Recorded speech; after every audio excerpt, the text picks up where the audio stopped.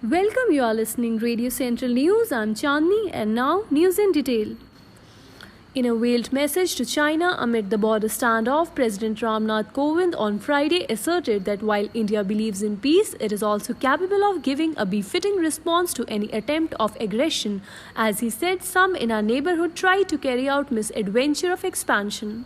In his address to the nation on the eve of 74th Independence Day, Kovind also spoke about the Atmanirbhar initiative launched by Prime Minister Narendra Modi and allayed fears of foreign investors, saying India's self-reliance means being self-sufficient without alienating or creating distance from the world with which it would continue to engage. Touching upon the COVID-19 pandemic, Kovind said the nation is indebted to doctors, nurses, and other health workers who have been continuously on the forefront of the fight against the disease, which has disrupted all activities world over and taken a huge toll.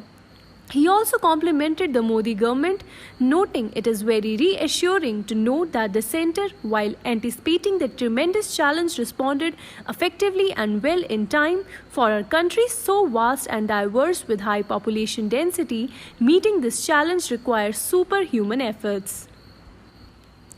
India's COVID recovery rate on Friday improved to 71.17% after 55,573 recoveries were recorded in the past 24 hours, pushing the total number of cured discharged past 17 lakh mark, Union Health Ministry said in a daily update. According to the Union Health Ministry data, 17,51,555 patients have so far recovered, exceeding the active number of cases by 10,89,960. The active cases in the country now stands at 6,61,595. Meanwhile, the death toll has increased to 48,040 after 1,007 people lost their lives to the pandemic since Thursday. The fatality rate across the nation has now further reduced to 1.95%, the government data added. 36 more people tested positive for COVID-19 in Himachal Pradesh on Friday, taking the infection tally to 3,853 in the state, an official said. There are 1,325 active cases in the state, while a total of 2,474 patients have recovered from the disease, Additional Chief Secretary R.D. Dhiman said. 18 patients have died due to the COVID-19 and 34 migrated out of the state, he said. Of the 36 fresh cases, a maximum of 12 cases were reported from Chamba, 10 from Kullu, 8 from Sirmaur, 2 each from Kangra and Una, and 1 each from Mandi and Lahaul Spiti. On Friday, 39 patients, 13 in Chamba, 12 in Kangra, 9 in Solan, 4 in Bilaspur and 1 in Mandi recovered from the infection, Dhiman said. Solan has reported the highest number of active cases in the state at 367, followed by 160 in Kullu, 155 in Chamba, 139 in Sirmaur, 122 in Mandi, 107 in Una, 80 in Kangra, 76 in Hamirpur, 55 in Shimla, 48 in Bilaspur, 15 in Kinnaur and 1 in Lahaul Spiti. Ashok Gehlot-led Congress government in Rajasthan on Friday won the motion of confidence through voice note. 19 rebels, including former Deputy Chief Minister Sachin Pilot, supported the government, making it a cakewalk for Mr. Gehlot to continue the rule of the Congress party. As per the House rules, no confidence motion can be taken up for at least 6 months. Just before the vote, Mr. Gehlot, in his address, urged the Congress MLAs to stay united and help retain power. The Chief Minister said he was perturbed over what the people of the state had to go through during the past over a month of political turmoil. Mr. Pilot, in a loud and clear message to opposition BJP, asserted that whatever the issue be, no outsider has the right to interfere in the internal matters of his party. When the assembly convened in the morning, Mr. Pilot seemed amused to see his changed seating position since he lost the post of Deputy Chief Minister. Who is at the border? The strongest warrior, he said sarcastically. Earlier in the day, Parliamentary Affairs Minister Shanti Dhariwal gave the call for the motion.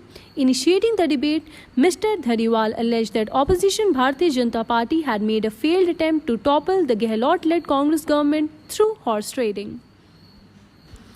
2 police personnel were killed and 1 was injured when Jaish-e-Mohammed militants attacked a Naka party on Naugam bypass in Srinagar on Friday, when security forces are on high alert ahead of Independence Day celebration on Saturday.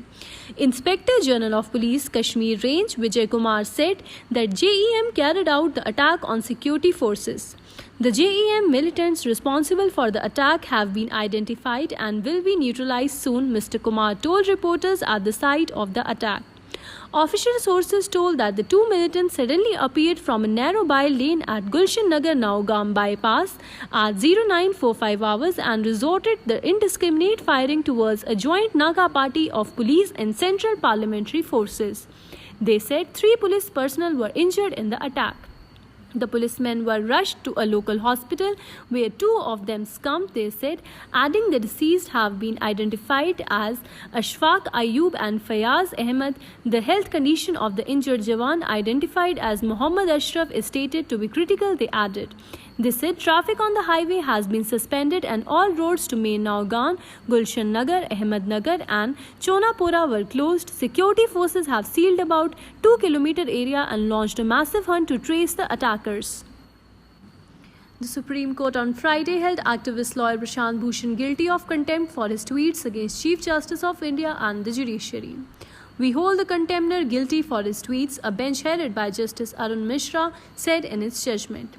The Apex Court decided to hear the quantum of sentence on August 20 against the advocate. The contempt law carries the maximum jail term of 6 months. On June 27, Prashant Bhushan accused 4 Chief Justice of India of playing a role of destruction of democracy. On June 29, he accused the current Chief Justice of India, S.A. Bobde, of riding a ₹50 lakh bike of a BJP leader and keeping SC in lockdown, denying citizens their fundamental right to justice. Domestic equity benchmark Sensex plunged 433 points on Friday, tracking heavy losses in banking, consumption and auto stocks amid a sell-off in global markets. Tanking 663 points from the day's high, the 30-share BSE index settled 433.15 points or 1.13% lower at 37,877.34. The broader NSE Nifty slumped 122.05 points or 1.08% to close at 11,178.40. Axis Bank was the top loser in the Sensex pack, falling around 3%, followed by SBI, M&M, Bajaj Finance, ITC, HDFC Bank, HCL Tech and IndusLand Bank. On the other hand, Sir Pharma, NTPC, Tata Steel, Titan and Infosys were the gainers. That is all for the today's news bulletin. Stay tuned to Radio Central News for more updates.